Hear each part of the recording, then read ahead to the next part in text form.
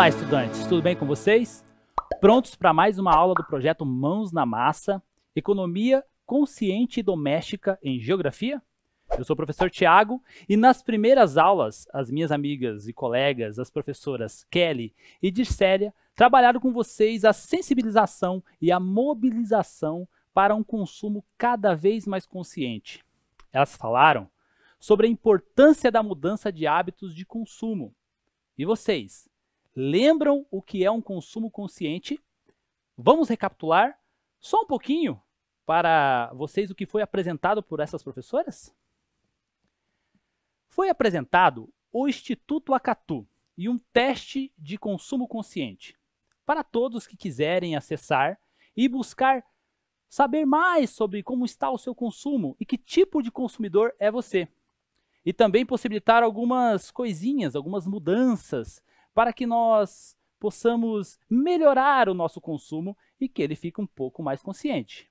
Se vocês, estudantes e responsáveis, perceberam, as questões propostas pelas professoras eram fáceis, muito fáceis de acompanhar, durante todo o processo apresentado por elas. Foram perguntas sobre o dia a dia, sobre consumo.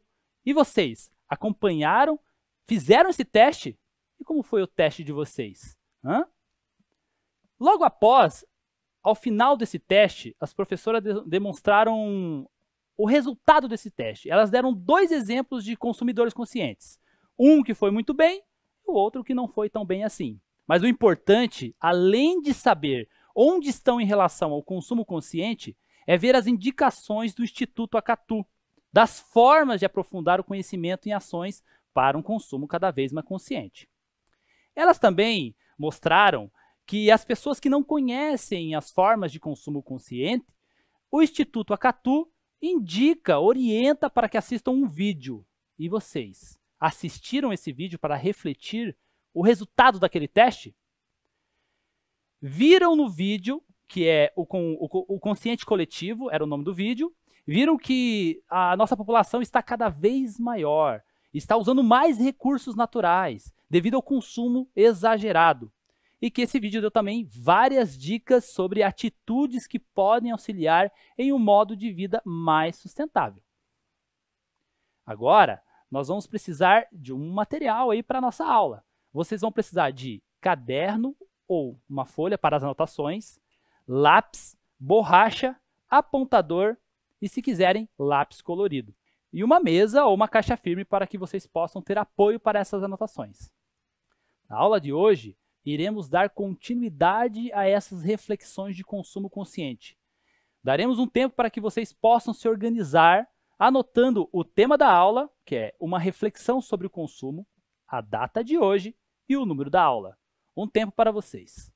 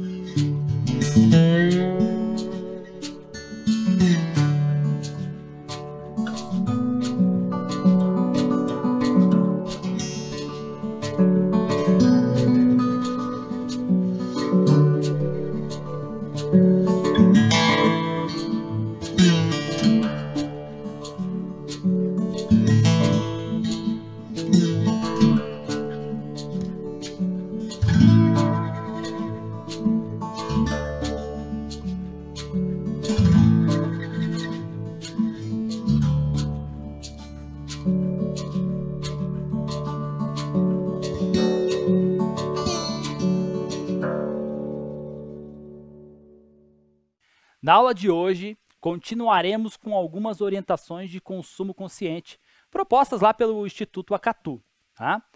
Divididas em 4 categorias. Estão aqui as 4 categorias. A economia, a categoria planejamento, a categoria reuso e reciclagem e a categoria compras sustentáveis. Todas elas estão lá no site do Acatu, vocês podem acessar quantas vezes vocês quiserem. Cada categoria dessas, elas são divididas em 2 dicas. Olha lá, a categoria economia tem a dica 1 e a dica 2. A categoria planejamento, a dica 1 e a dica 2. São essas categorias e essas dicas que nós trabalharemos na aula de hoje. As outras deixamos para a próxima aula, tá? A nossa forma de gerar impactos consumindo vai muito além apenas de jogar resíduos sólidos ou poluir a nossa atmosfera com emissão de gases dos carros, dos caminhões, das indústrias. Os impactos que causamos no nosso meio ambiente, eles estão também dentro de nossas casas. São coisas pequenas que às vezes passam despercebidas, mas que podemos nos policiar. As luzes de stand-by, como essas 2 imagens. Consegue ver as imagens? São luzes que nós encontramos em aparelhos eletrônicos, eletroeletrônicos, de informática, e elas demonstram se o equipamento está ligado ou ele está desligado, mas esperando ser acionado por um controle remoto. Essas luzes de stand-by de televisão, de rádio, os relógios do micro-ondas, elas estão ali ligadas, estão acesas, estão na tomada, estão passando energia por esses equipamentos, ou seja, estão consumindo a energia elétrica de suas casas, pois a energia elétrica está ali, carregando esses equipamentos, esperando ser acionada por um controle remoto. Vamos para a nossa primeira atividade. Vamos brincar de detetive. Rastreie em sua casa e anote quais equipamentos eletrônicos e de informática possuem essas luzes de stand-by e estão ligadas neste momento. Tudo bem? Vou dar um tempinho para que você possa ir atrás em sua residência, achar essas luzinhas e anotar em seu caderno. Registre em seu caderno tanto o que vocês acharam e quanto este enunciado. Tudo bem? Um tempo para vocês.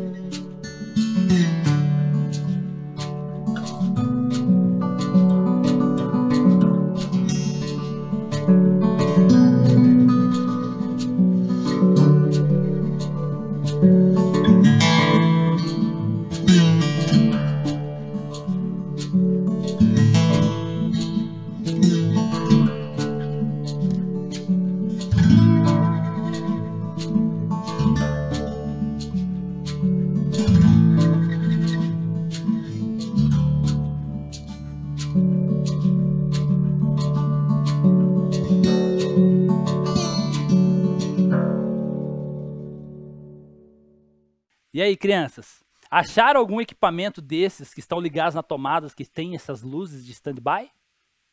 Que bom. Lembrando que algumas são necessárias, mas outras apenas ligadas na tomada poderiam ser desconectadas da tomada. Poderiam ser tiradas para consumir menos energia, já que aquelas luzes consomem energia. Vamos para mais uma dica também da área ali da economia. Segunda dica é referente a um dos maiores vilões de consumo de água e energia elétrica de uma residência: chuveiro elétrico. Segundo o Instituto Acatu, se os 16 milhões de brasileiros que moram em apartamento, apenas os 16 milhões de brasileiros que moram em apartamento, não estamos contando pessoas que moram em casas, em chácaras, somente as pessoas que moram em apartamento, 16 milhões de brasileiros, reduzir 5 minutos do seu banho diário daria para encher 128 piscinas olímpicas. Falando em piscina olímpica, vocês já viram uma piscina olímpica?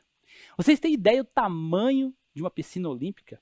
E quanto de água que vai dentro de uma piscina olímpica? Vamos dar uma olhada? Aqui temos uma piscina olímpica, de dimensões utilizadas inclusive na última Olimpíada. Elas têm 25 metros de largura por 50 metros de comprimento. E elas podem ter até 3 metros de profundidade. E ela comporta até 2.500.000 litros de água.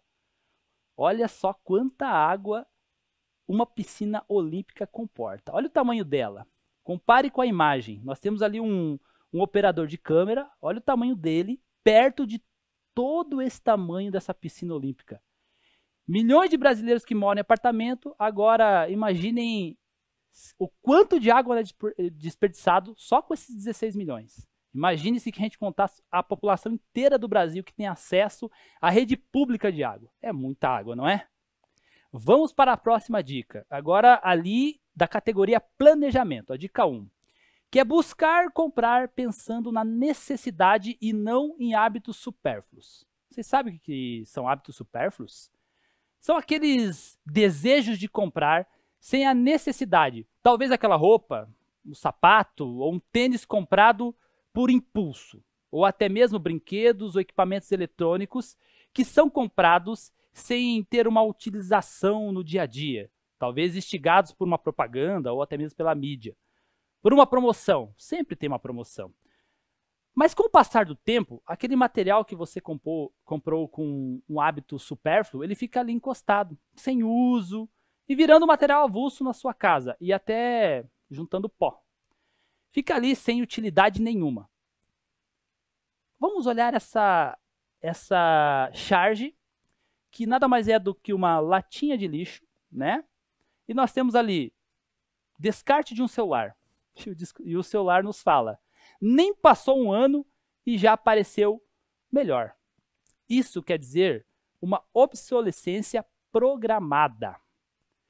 Todos os dias nós vemos propagandas para que tenhamos que comprar mais coisas, mesmo que nós já tenhamos essas coisas ou que nem precisamos dela, mas somos induzidos a comprar.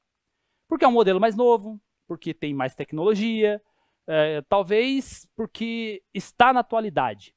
Ou seja, estamos em uma sociedade de consumo. E ligados a esse termo, obsolescência programada. Isso quer dizer que os objetos em nossa vida, eles ficam velhos, obsoletos, ultrapassados. Por isso, obsolescência programada. Muitas empresas produzem, não estou dizendo todas, mas muitas empresas produzem para não durar muito esses objetos fabricados por elas. Assim eles quebram mais rápido, estragam mais rápido e não possuem um outro tipo, sei lá, de compatibilidade, e daí precisamos trocar eles e comprar mais e mais. Acontece muito com equipamento eletrodoméstico, equipamento de informática e também os celulares que estão aí a todo momento sendo colocado em propagandas. Uma outra coisa que nos é oferecida para que tenhamos que comprar é chamada de obsolescência percebida. Vamos ver essa charge. Um desenho da aluna Mariana Elise Antunes Ferreira, do 5º ano B, da Escola Municipal Vereador João Estival. Na primeira parte ela fala, que barato! Ela olhou ali um manequim com uma peça de roupa, ela comprou pelo jeito. Na charge seguinte, ela olha e fala, olha amiga, olha o que eu comprei, estava barato. A amiga fica ali tentando entender e a amiga diz, mas você nem gosta de rosa? Então ela comprou pela moda. A moda propriamente dita que nos convence a abandonar e jogar fora coisas que são muito úteis. E nós trocamos para ter coisas mais novas, para estar na moda. Assim compramos algo novo para nos manter dentro de um padrão, às vezes estipulados pela mídia, por propagandas. Compramos sapatos, roupas e até celulares, como na charge anterior. Compramos para estar nessa moda. E isso custa para o meio ambiente, pois será necessário produzir mais, e mais, e mais. E quando descartamos, temos mais resíduos sólidos. Vamos para a nossa segunda atividade? Observe seus objetos pessoais e cite 5 objetos, pode ser brinquedos, roupas ou outros, que você não utilizou nesse último ano, ou seja, está guardado sem uso. Vocês vão procurar nas suas coisas e colocar no caderno de vocês. Vão precisar registrar essa atividade, tanto o enunciado quanto os objetos que vocês conseguirem achar, que estão guardados sem utilidades, apenas ocupando espaço. Um tempo para que vocês possam efetuar essa atividade.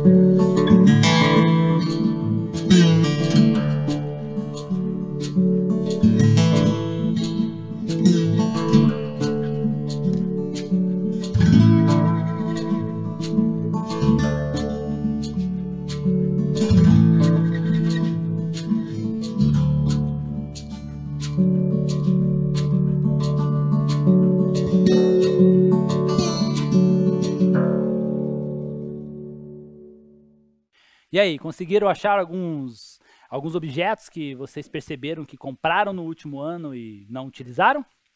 Vamos usar esse tempo para pensar um pouquinho? Vocês acharam esses objetos? Se acharam, o seu uso, será que realmente você deveria ter comprado, já que não usou tanto? Será que são tão importantes assim? Será que realmente irá usá-los em algum momento da sua vida? E se não for usar, por que não doá-los? Ou talvez procurar vender em locais que fazem esse tipo de comércio de usados? É uma questão para ser pensada, e bem pensada, não é? Vamos continuar. Nossa última dica, também ali no planejamento, é muito importante, que é o combate ao desperdício de alimentos. Cerca de 1/3 dos alimentos comprados pelas famílias brasileiras vai direto para o lixo. Alimentos esses que poderiam ser utilizados em receitas alternativas. Como por exemplo, vegetais que perderam frescor podiam virar tortas, sopas e até mesmo refogados. Frutas que passaram um pouco do ponto podem virar vitaminas, uma sobremesa. E mesmo aquelas frutas que passaram do ponto de consumo, elas têm que ter um descarte adequado, tá? Porque elas são resíduos orgânicos, elas não podem ir juntos com os resíduos sólidos, elas precisam de descarte adequado. Olha só, temos uma foto aqui de uma horta comunitária no Marubi 2, lá no bairro Uberaba. Algumas famílias possuem suas casas ou buscam comunidades que possuem essas hortas comunitárias para levar esses resíduos orgânicos, que são as cascas, são as sementes que sobram, são bagaços, folhas, caules, e elas passam, ou aquelas que passam do ponto de consumo. Isso serve para adubo para novos vegetais, mas não são todos que conseguem fazer essa compostagem, pois é necessário uma técnica e também conhecimento. Por isso é bom buscar informações como reaproveitar esses resíduos orgânicos para um possível adubo, com os responsáveis dessas hortas comunitárias, uma horta escolar, enfim. Agora nós temos aqui a fazenda urbana, lá no Cajuru. Essa segunda foto, ela é um espaço do nosso município de Curitiba, um espaço público. Capacitações e as visitas a essa fazenda urbana são vinculadas à Secretaria Municipal de Segurança Alimentar e Nutricional. O espaço vai ficar aberto. Vão começar a abrir esse espaço para o público em geral, diariamente, para oferecer cursos e para ensinar como produzir em sua própria horta, sua compostagem, em locais menores, enfim. É muito legal ter esses tipos de ensinamentos. Falando em compostagem, vocês sabem o que é compostagem? A compostagem é o processo de reciclagem do lixo orgânico, promovida pelas minhocas ou outros seres invertebrados e micro-organismos como o fungo. A compostagem transforma os restos de resíduos orgânicos em um adubo natural de ótima qualidade que não prejudica o meio ambiente por não ter nenhum composto químico. Olha lá como funciona a compostagem. Aqui na primeira imagem nós temos ali casca de banana, nós temos ali borra de café, temos algumas raspas de cenoura, de casca de batata também, nós temos até casca de ovo. Isto é o resíduo orgânico, ok? Aí na segunda imagem nós temos caixas composteiras, ou a compostagem em si. Ela é construída de diversos materiais, de diversos tamanhos, e ela é uma pequena usina que acelera o ciclo natural da composição da matéria orgânica. Ela cria um ambiente ali muito bom para que os micro-organismos e até minhocas trabalhem mais rápido, sem produzir odor ou mau cheiro. E ela resulta em um adubo orgânico de alta qualidade, não gasta nada, além de um tempo para que você possa ali manusear e cuidar, tá? O adubo orgânico sai depois naquela válvula ali embaixo. E depois nós temos a terceira imagem, que também é compostagem, em caixas separadas. Ali eles colocam folhas secas, serragem e também a matéria orgânica para produzir este adubo. E o final é esse cara aí. O biofertilizante é o resultado da decomposição de matéria orgânica na composteira. Pois é, crianças, o desperdício de alimentos pode ser reduzido de muitas formas, com horta comunitária ou a horta urbana, com o aproveitamento das partes dos alimentos em novas receitas e até mesmo na produção de adubo, como vimos agora. Mas agora vamos conhecer outros hábitos que podem nos ajudar a não desperdiçar alimentos.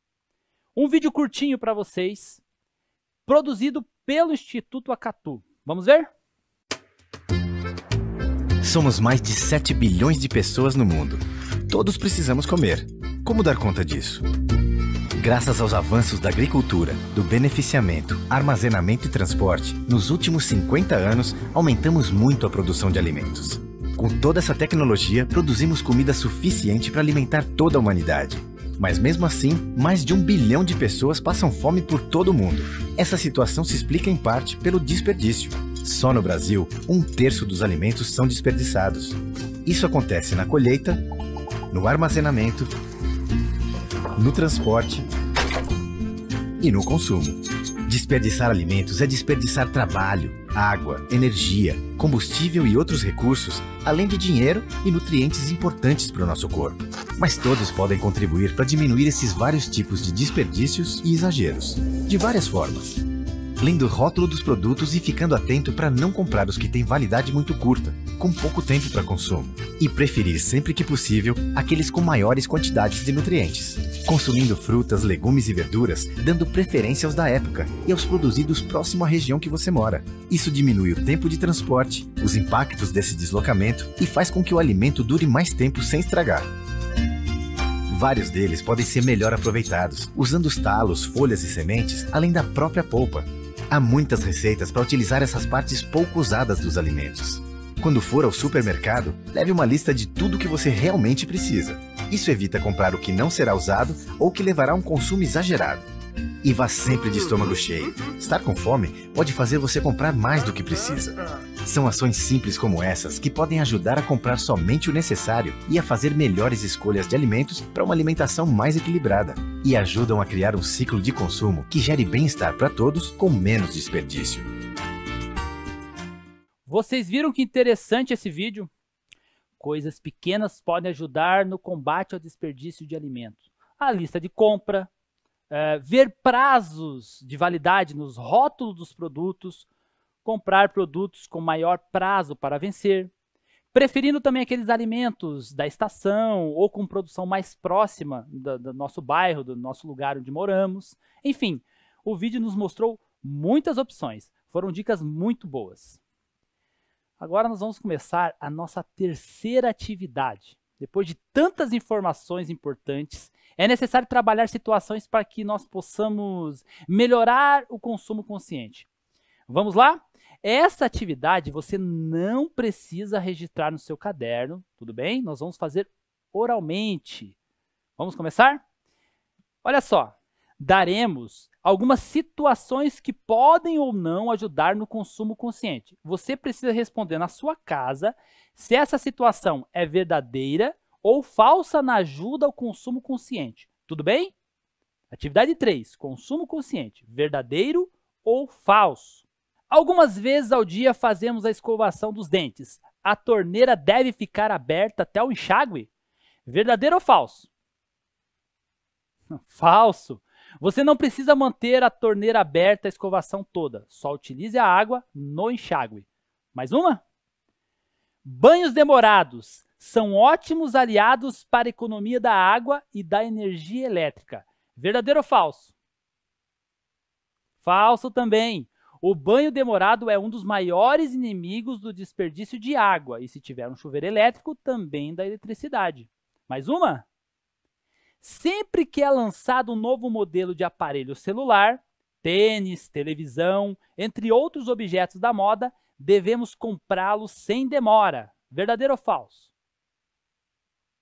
Falso. Precisamos ter a certeza que aquela roupa, calçado, objeto terá uma real utilização em sua vida, no dia a dia, e não está comprando apenas por um impulso momentâneo. Mais uma.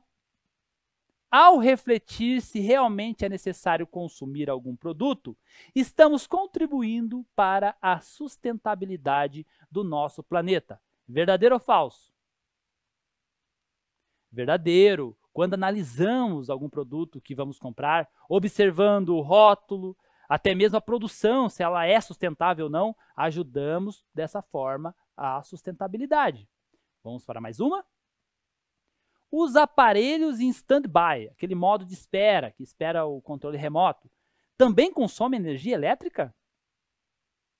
Verdadeiro. O consumo é grande ainda. pois a corrente elétrica continua ativa o tempo todo naquele aparelho, consumindo a eletricidade de sua casa. Mais uma. Retirar da tomada todos os equipamentos eletrônicos que não estão sendo utilizados é uma solução para a economia de energia elétrica? Verdadeiro ou falso? Verdadeiro.